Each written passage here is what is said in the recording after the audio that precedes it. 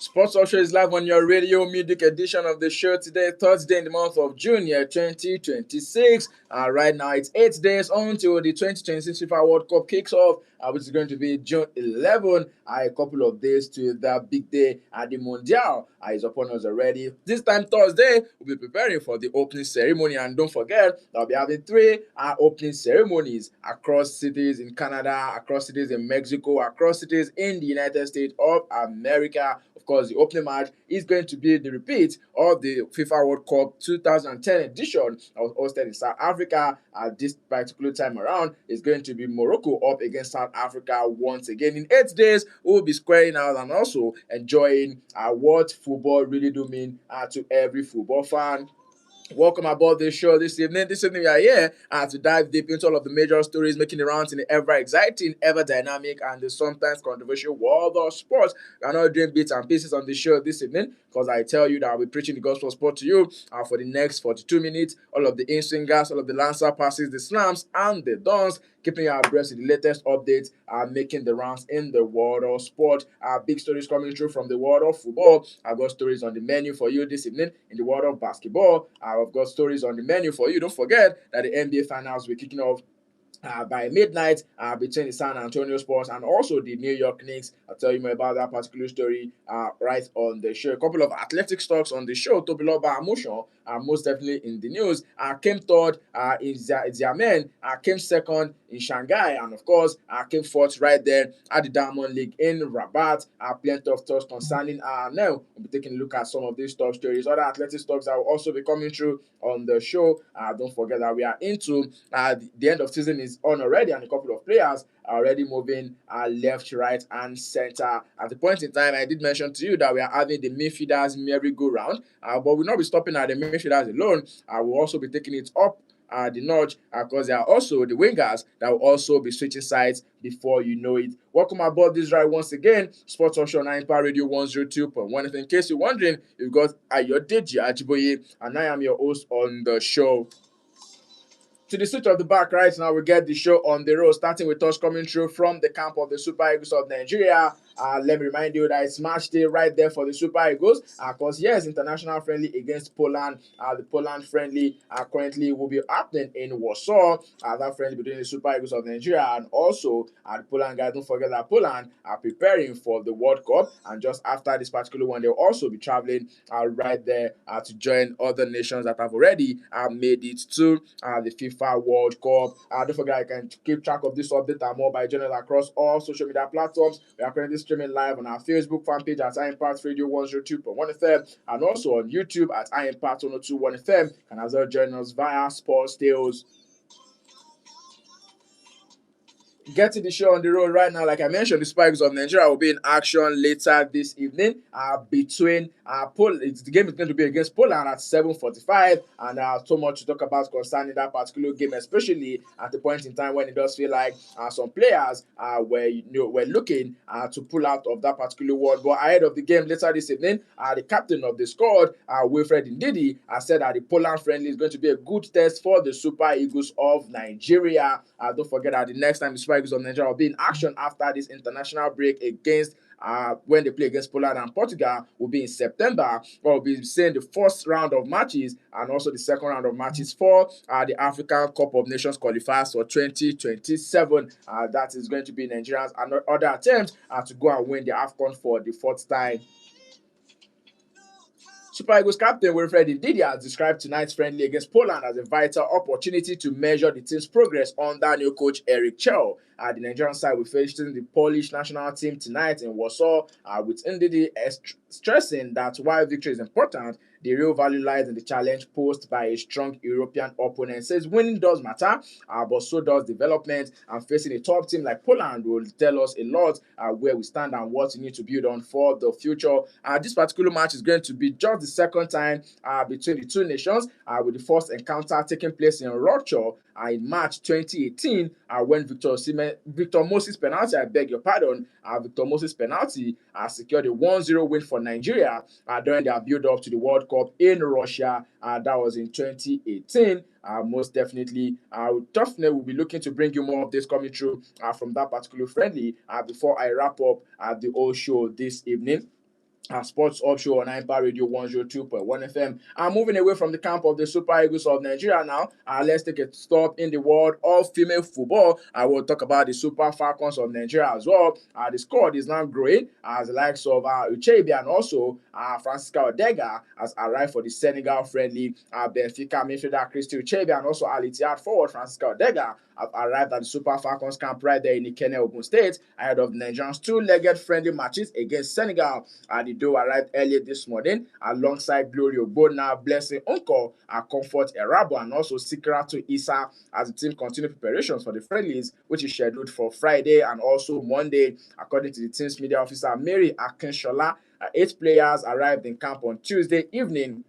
Likes of Joy Omewa, Oluwatosin Demeyin, Tony Payne, Blessing Ilivieda, Folashade Ijamilusi, Andalin Ngbechi, Ngozi Okobi Okiogene, and also Omorisola Babajide. A couple of early arrivals include the likes of Shukurat Oladipo Kafaya Shitu, and also the 6-time African Player of the Year, and that's talking about Asisa Toshuala. And right now, the number of players in camp have risen to 17.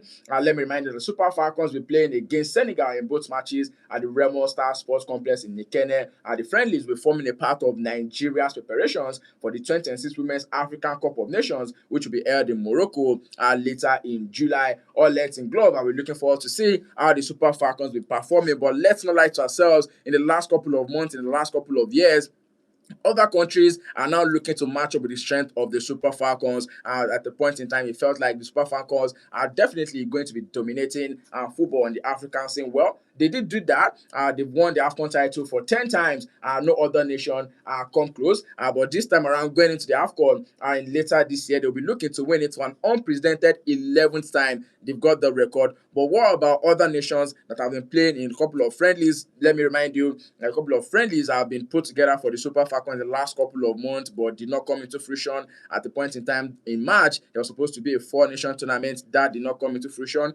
There was supposed to be a friendly against Jamaica. Even this Senegal that we're playing against was supposed to be a part of that 4-nation tournament, but yeah, it just happened and the friendly could not go ahead. But right now, we are open. Of course, it's not even open anymore because the Senegalese ladies are also in the country already and all length in glove. Looking forward to see what Coach Justin Madugu will be doing with the ladies and also going into the African Cup of Nations. Because don't forget, this is also going to be a part of the qualification process as against the World Cup.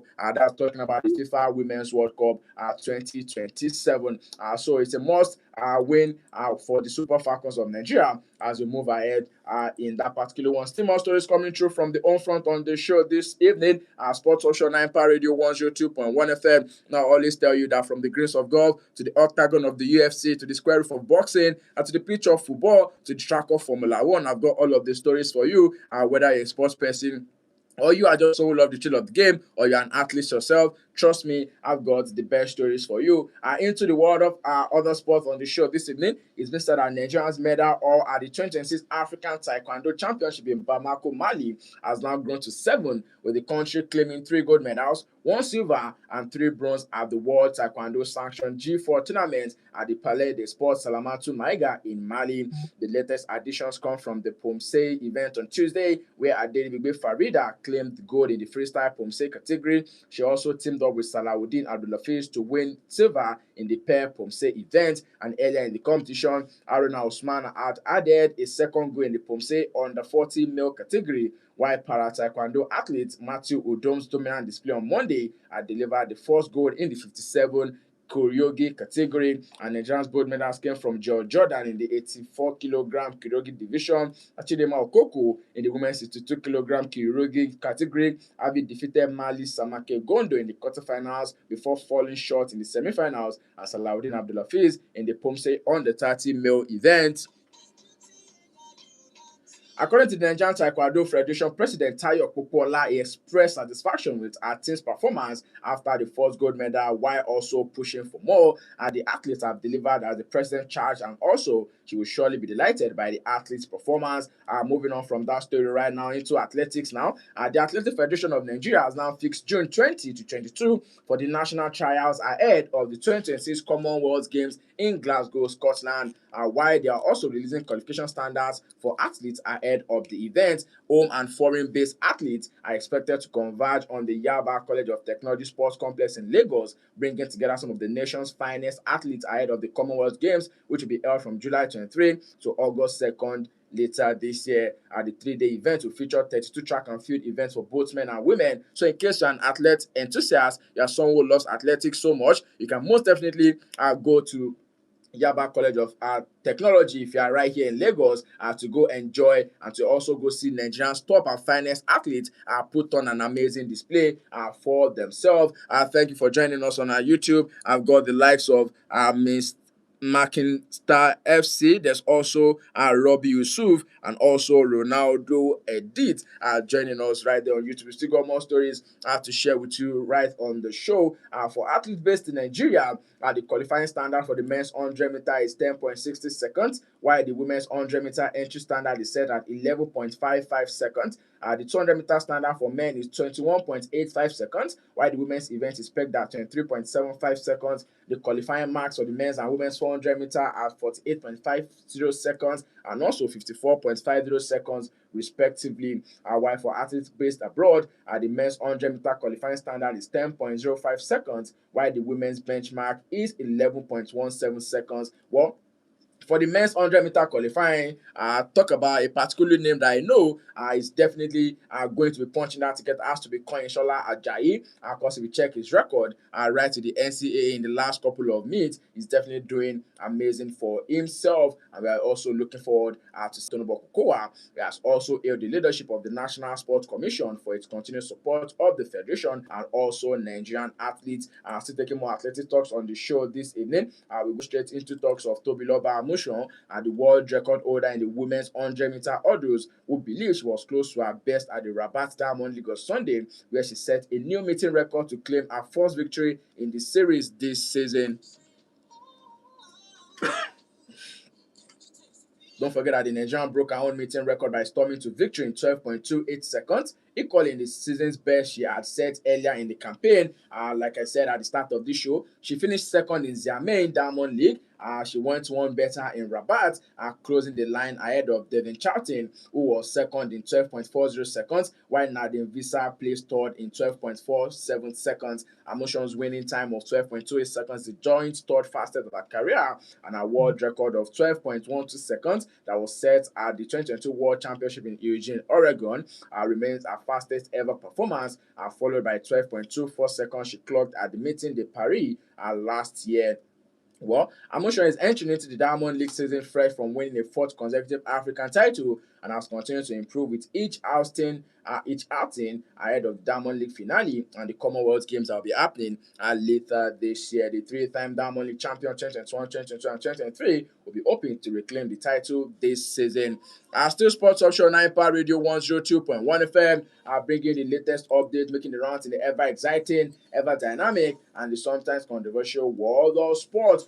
Quickly, let's move away from the home front right now. I will skedaddle straight to Europe, where we'll start talks coming through from basketball on the show this evening. So much to talk about, so much to look into. Don't forget you can be a part of this show. Hit us up 0907 let me feel your pulse. Like I mentioned, the Super Eagles of Nigeria will be in action against Poland later tonight, and that particular game, one man will also be looking to set record. That is Robert Lewandowski, who will be looking to score his 90th goal for the Poland national team against the Super Eagles. Will he be making that landmark against the Super Eagles? Will be left to be seen. That's definitely a goal-scoring milestone. The White Reds will be hosting the Super Eagles in that friendly, and will Robert Lewandowski be scoring that 90th goal against the Super Eagles? Let's talk about it together. Of course, I do know that a lot of football fans are not interested so much in talks about the Super Eagles right now, because understandably, plenty of talks, especially with Nigeria not qualifying for the FIFA World Cup 2026. A lot of fans are still holding grudges against the team. Just the last couple of days, when it's on Saturday to be precise, when the Super Eagles won the Unity Cup, there was really not much of buzz around it, especially with even some of the players that at that time there was already the news about some players pulling out of this friendly against Poland and also Portugal, which is something that did not go too well with a lot of the football fans right there, especially fans of the Super Eagles of Nigeria. Let's move on from that story. 0907 It is the gateway to the studio. Don't forget you can be a part of the show, and I would most definitely like to feel your pulse. Like I mentioned, the world of basketball, later tonight, that's going to be early morning tomorrow, will be the game one of the NBA Finals for this year. The New York Knicks most definitely will be hosting the San Antonio Spurs. One game to look forward to.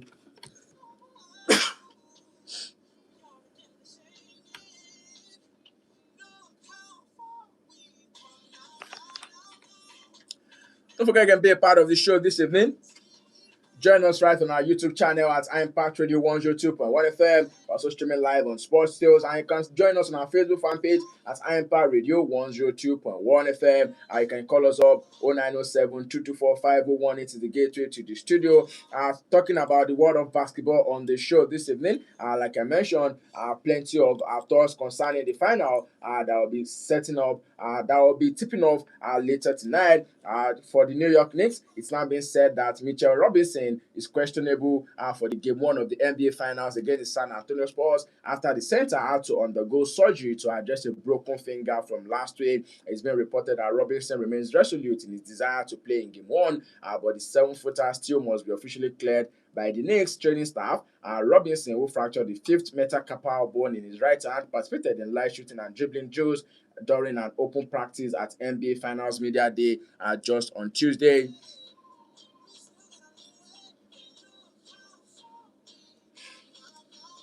Other thoughts coming through from the world of basketball, it's been said that Jalen Brunson has seen just about every defensive coverage the NBA has to offer.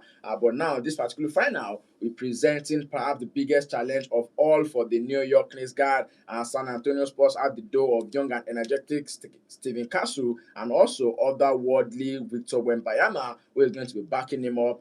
Castle's teammate back-to-back most valuable player, Shai Gilgeous-Alexander of the Oklahoma City Thunder in the Western Conference Finals, and as also Anthony Edwards, Julius Randle of the Minnesota Timberwolves, Danny Avdija of the Portland Trail Blazers on his postseason jacket. It now appears that Castle has Brunson's utmost respect and attention before the team series that will begin later tonight. It's going to be a big duel between Jalen Brunson and also Stephen Castle, as well as Victor Wembanyama. Don't forget that the San Antonio Spurs had to do it in Game 7.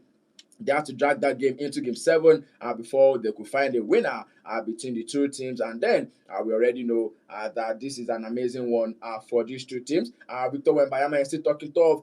Says none of us know what we are going to do to stop him. But then this is the era of Victor Wembanyama in the NBA. Most definitely one player to look forward to. Whatever it is that the New York Knicks will need to do to get the particular win against the San Antonio Spurs in game one, right at home. I most definitely have to go all out for it. And away from that, earlier, just yesterday, it was also being said that Steph Curry has now signed a contract that is worth $400 million.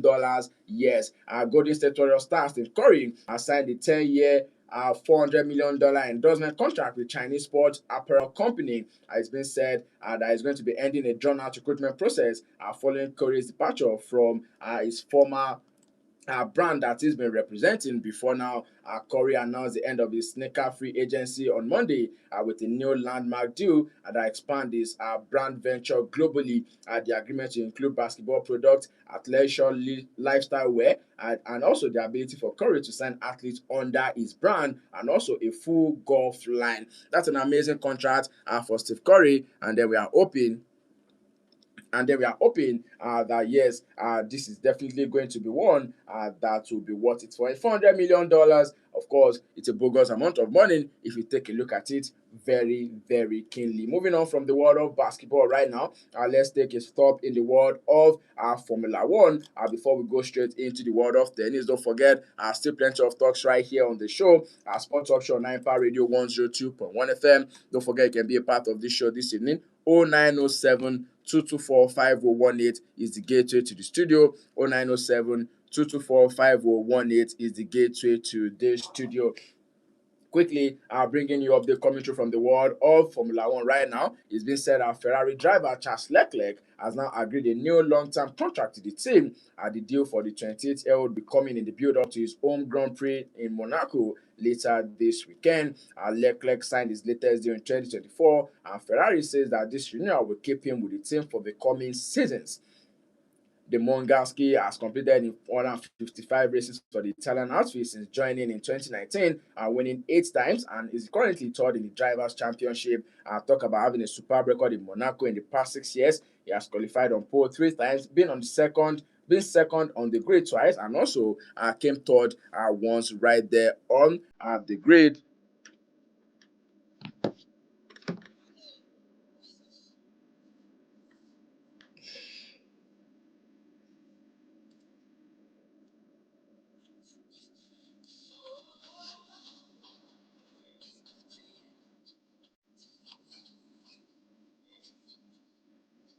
More talks right here on Sports Talk Show, Nipa Radio 102.1 FM. Quickly, let's take this one coming through from the world of Formula One before we skidadoo. Lewis Hamilton is currently not at the level required with Ferrari to win a record 8 World Championship. This one is coming through from Nico Rosberg, claiming despite the respect he says he has for the former rivals, incredible longevity in the world of Formula One. Let me remind you that Lewis Hamilton is currently 41 and will be heading into this Sunday's Monaco Grand Prix among the favourites to land his first victory for Ferrari a fortnight after taking his best result with the Italian team as the runner-up to Mercedes Kimi Antonelli right in Canada. It's also been marking Hamilton's second podium from the opening 5 rounds, having failed to land a single top 3 finish in his first season at Ferrari, leaving him fourth in the standings, just 3 points adrift of teammate Charles Leclerc. And Ferrari are now expecting to go well at the Principality this weekend, with a unique track expected to suit their machinery. But according to Rosberg, don't forget that he's beaten Hamilton to World Championship in 2016 after 3 fractious seasons together at Mercedes. I was asked on the High Performance show if he would like to see the British driver win an 8th title, and in his word, he said of course he would deserve it,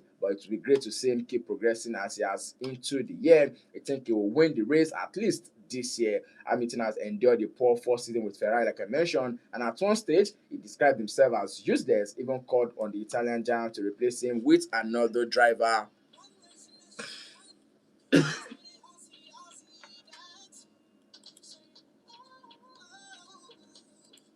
Moving on to the world of tennis on the show this evening, Sports Talk Show 9 Power Radio 102.1 FM. Don't forget, you can be a part of this show as we're streaming live on our Facebook fan page at Power Radio 102.1 FM. We're also live on our YouTube channel at Impact 102.1 FM. Let me feel your pulse.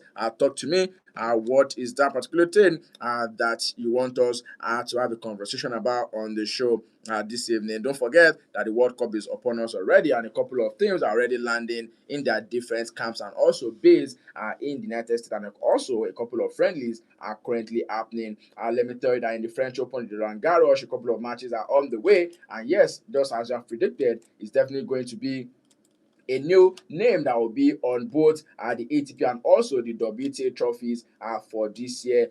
Let's go straight into some of the top stories currently on the way. In the French Open quarterfinals, you've got Felix Auger-Aliassime, who is currently up against Flavio Cobolli. The game is currently into the 4th set right now. The first set ended 6-4, with Alga Ali Simin winning that particular one. Flavio Koboli came back in the second set, so also went 6-4, and also won the third set 6-4 as well. And right now, he's currently leading in the fourth set 5-3 as we speak. In the WTA, top seed Arena Sabalenka has beaten 367560 by Diana Schneider, which means that Sabalenka is also out of the French Open. Like I've said at the start of this particular French Open, looks like a year of the underdog in the world of tennis. At the point in time, Sabalenka led 6-3, 4-1 and sat for match before Schneider fought back in that particular game. Well, away from that, Russia will now play qualifier Marjan Shurslinka, who stunned Anna Kalinskaya 7-6, 6-3 to continue a dream run. Cholinska is the sixth woman in the Open era to reach a Grand Slam singles semifinals as a qualifier. Don't forget another player who have done that is the likes of Emma Raducanu and also Coco Gauff. Emma Raducanu did it in the US Open, while Coco Gauff also did it in the French Open. In the ATP, Italians Matteo Berrettini and also Matteo Arnaldi will be going to head later tonight in the late night session. Still bringing more updates from the world of tennis right on the show. As I've rightly mentioned, our world number one, Anna Sabalenka, said she fell into a very deep and dark hole mentally as she unraveled in a crushing quarterfinal defeat by Diana Schneider in yet another French Open shock. Sabalenka, a beating finalist at Roland Garros last year, was 6-3, 4-1 up before the momentum suddenly shifted and sparked an extraordinary comeback from Schneider. The Russian, who is 25th seed, playing her first Grand Slam quarterfinal, reeled off 12 of the final 13 games to win 3-6, 7-5, 6-0 and complete a monumental upset.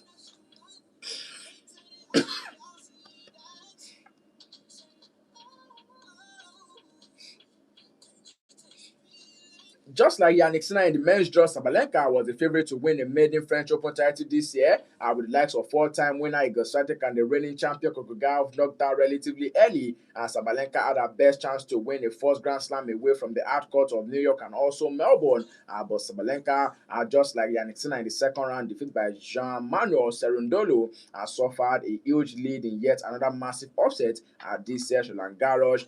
Losses for Sinner, losses for Sabalenka, losses for Gauff, and also losses for Novak Djokovic, among others, means that this is the first time in the Grand Slam since 1977 French Open that the former major champion has not featured in either the men's or the women's semi-finals. Well, a great year in the world of tennis. I tell you that one for free. Let me remind you, in the January's Australian Open, Anna Sabalenka also lost to Elena Rybakina to deny the Belarusian a third Melbourne title. Now, another major has slipped away from the world number one's grabs in a tournament that has been full of surprises so far this year.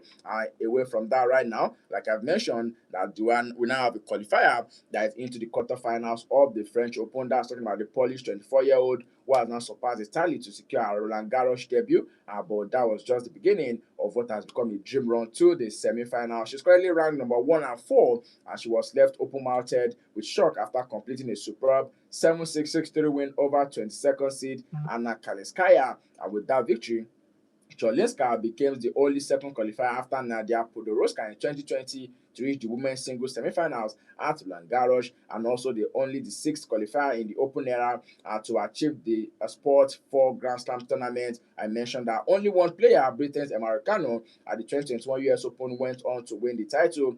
And unexpectedly, it's going to be Diana Schneider who awaits in the last four, and this person that stunned the world number one, Ariana Sabalenka.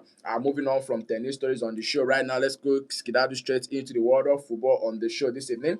Sports Talk Show on Impact Radio 102.1 FM. It's such a reminder that we're streaming live on our Facebook fan page at Impact Radio 102.1 FM, as well as on our Facebook fan page at Impact Radio and our YouTube channel at Impact 102.1 FM.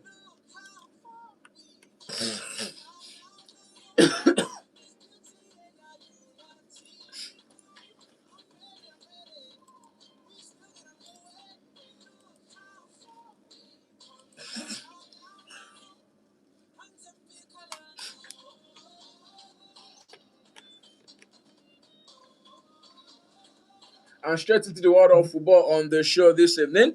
Sports Hub on Empire Radio 102.1 FM. Let's start with us coming through from the FIFA World Cup. And it's now been said that the World Football Governing Body has announced a ban on the use of vuvuzelas, air horns, and also whistles across all stadiums for the 2026 World Cup. Yes.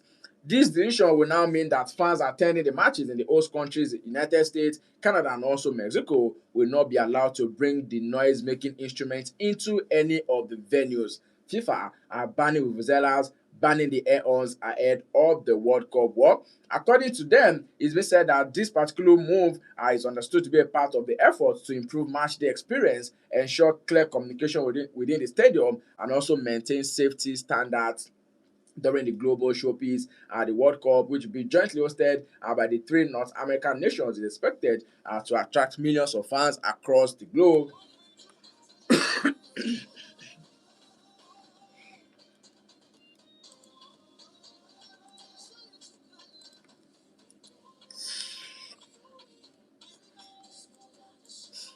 And away from FIFA talks now, let's go straight into the world of Confederation of African Football, CAF, where it's been said that uncertainty is beginning to surround the leadership of the Confederation of African Football, following reports that its president, Patrick Motsepe, could step down from his position, according to newsmen.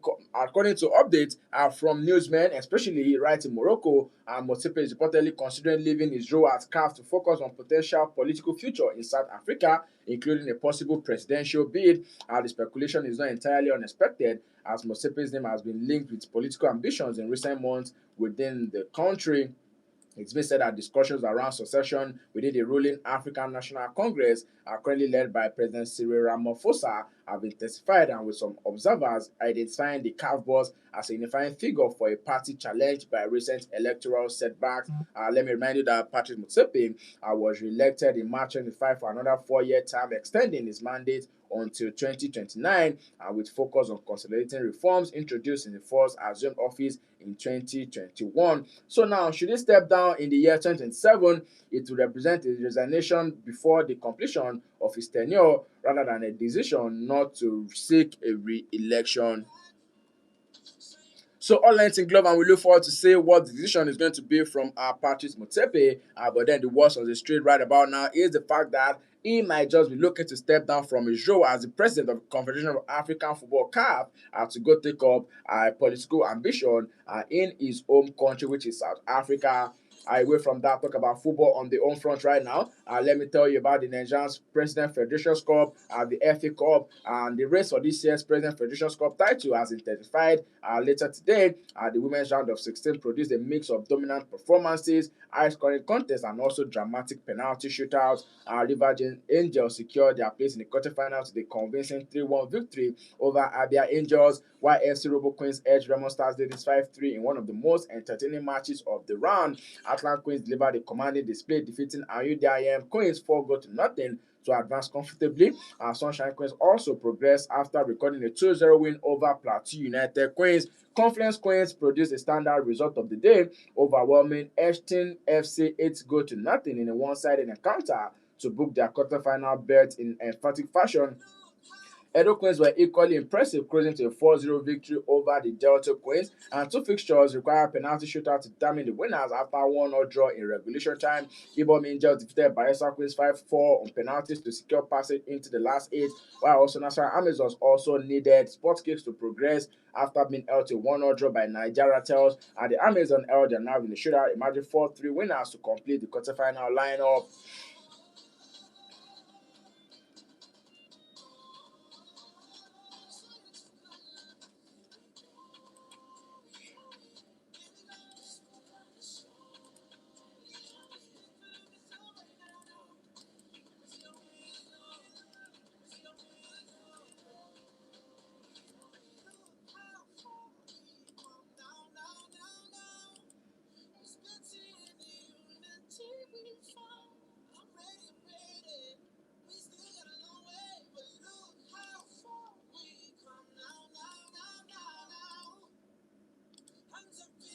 Six Sports Social 9 Empire Radio 102.1 FM. We're still bringing you the latest update, making the rounds in the world of sport on the show this evening. Quickly, we'll go straight into the world of football. In Europe are taking talks coming through from the Merseyside Red now, and it's been said that Andoni Iraola is set to be announced as the Liverpool head coach this week. But then a bit of feeling around the city on his impending arrival. I can remember looking through the web a couple of hours ago, and then there are a couple of Liverpool fans who are speculating that are we really sure that this man is going to be the person to solve whatever issues that Liverpool are having right now. Is Andoni Iraola the right man to restore sanity to the dressing room right there at Liverpool? Well, plenty of talk concerning that particular one, and we are hoping that his own tenure will be what it for the Liverpool faithfuls. Liverpool have taken the decision to part ways with Arne Slot on Saturday and have moved quickly to secure his placement, reaching a verbal agreement with the Spaniard just yesterday. Iraola is now set to move to Anfield after an impressive season in which he led Bournemouth to 6th in the Premier League, securing European football for the first time in the club's history. But there are some reservations about his lack of big club and also European experience. The likes of Liverpool midfielder Danny Murphy feels the Red will be in a much better position next season than they were under Arne Slot. But then a couple of fan base definitely are not having it right now. You can call them delusion, but then they are delusion with the manager and also his style of play. And then at the start, things began to turn on Arne Slot at the point in time with that Liverpool side. He lost the dressing room. It was being said I had a bit of altercation with likes of Curtis Jones and the most popular one where he had a bit of issues with Mohamed Salah. So for now, it can be said that Liverpool fans, some of them have a bit of mixed feelings, but then you can say that they are also excited. At least they've got a new manager at the wheel right for the Liverpool faithfuls to look forward to next season. A bit of transfer bit, just as we have it on the back pages of the major dailies on the show this evening. Let's talk about the ones that involve Nigerian players. It's now been said that Atletico Madrid have become the latest club to show interest in Victor Osimhen after reportedly making inquiries about the Galatasaray striker as they prepare for a major summer shakeup in the transfer window. The Spanish club are monitoring the situation of the Nigerian in Turkey following the uncertain future of their striker Julian Alvarez, who has been linked with a move to Arsenal and also Barcelona. Alvarez was previously reported to be on the radar of Barca, like I mentioned, but the Catalan club have cooled their interest due to the player's hefty €100 million valuation. However, it's now been said that there's a renewed interest in the Argentine from Arsenal, prompting Atletico to seek a potential replacement in Osimhen, who has been enjoying a prolific spell right there in Turkey.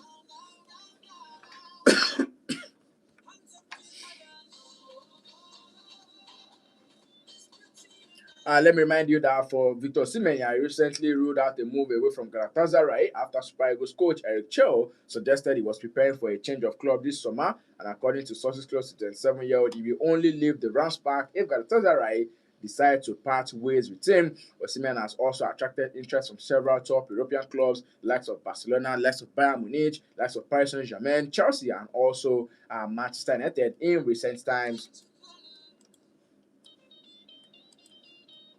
Away from that, now it's been said that Premier League side Brighton and Hove Albion have reached a verbal agreement with highly rated Nigerian youngster Zadok Yohana as the club continues its push to secure emerging talent. The 18-year-old winger is understood to be one of Brighton's priority transfer targets, with the club moving swiftly to position themselves ahead of other interested teams monitoring his development. And negotiations are currently ongoing with Swedish outfit AIK, who retain contractual control over the player, and sources are indicating that discussions between both clubs are progressing, although a final agreement has yet to be reached. German club side RB Leipzig were previously in the race for Johanna's signature, but have now withdrawn their interest with the proposed deal considered financially excessive. Johanna, regarded as one of Nigeria's promising young prospects, recently missed the concluded Unity Cup in London due to injury, a setback that temporarily altered his momentum on the international stage. Moving on from that story about the teenager, let's go straight to other top clubs in Europe, where it's now been said that Manchester United have agreed a deal that is worth about €35 million, that's about 40.5 million pounds, deal with Atlanta for Brazil midfielder Ederson.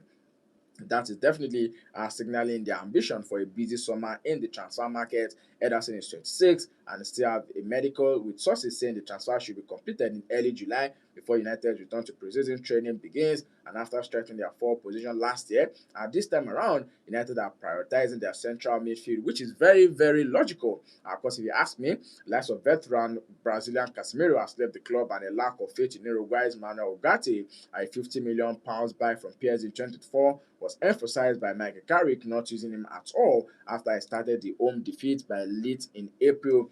Talk about being a major shock if Ugarte was still at the club once the transfer window closes on 1st of September.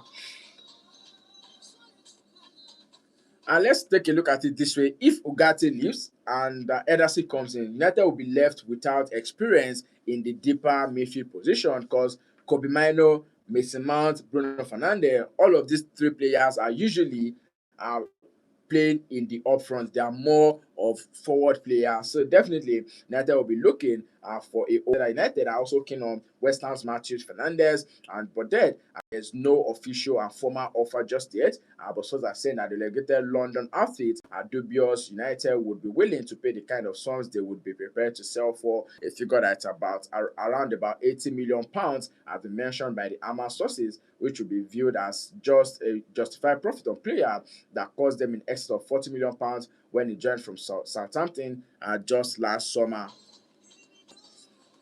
A couple of midfielders merry-go-round, like I mentioned, with likes of England's Elliot Anderson, although the Nottingham Forest midfielder would said to be preferring to join Manchester City, who are also interested in Brighton's Carlos Baleba.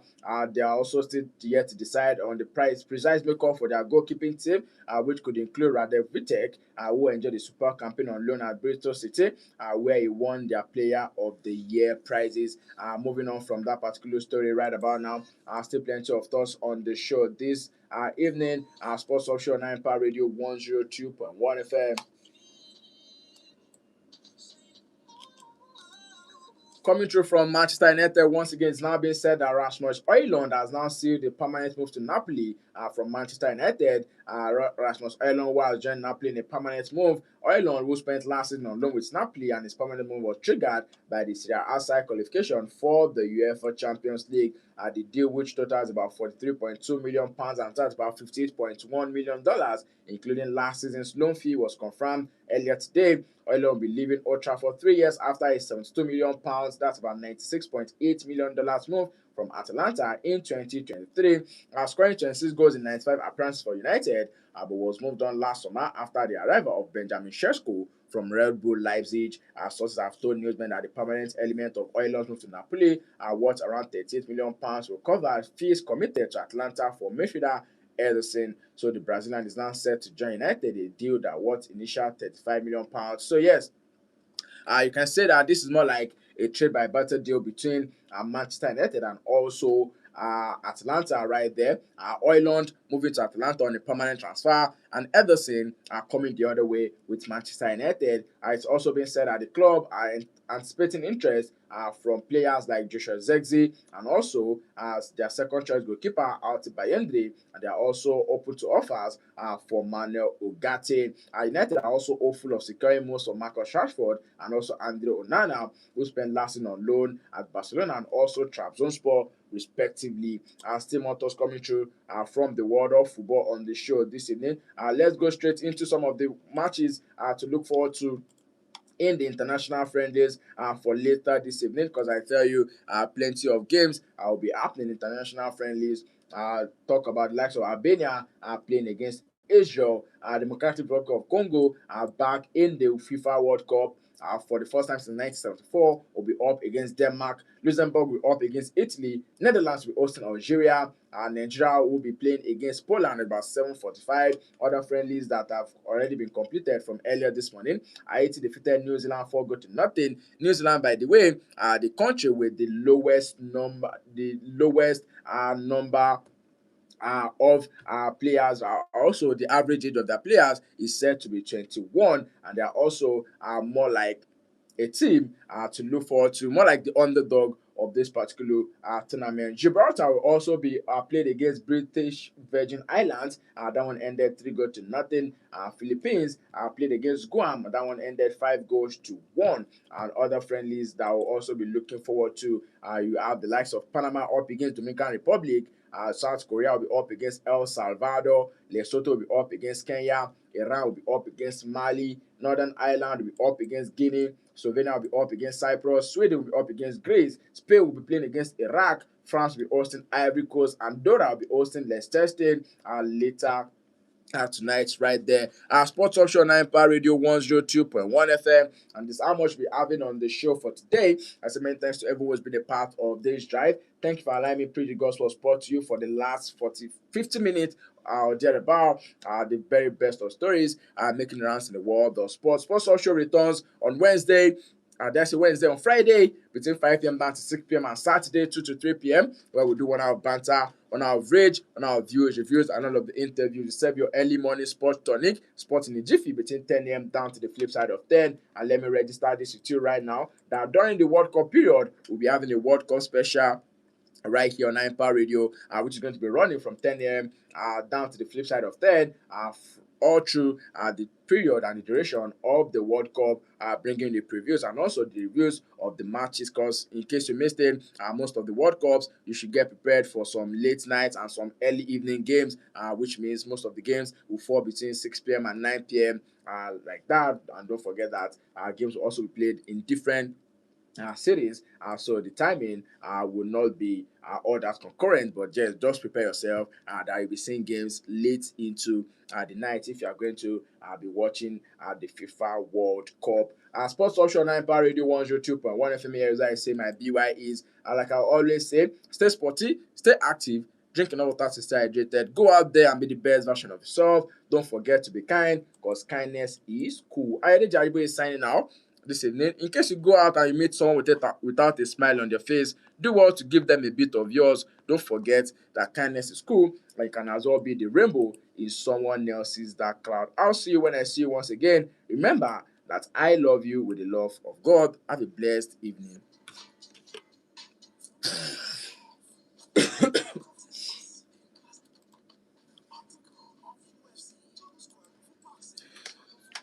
Thanks, guys. I appreciate it. Honestly, I do not take this for granted.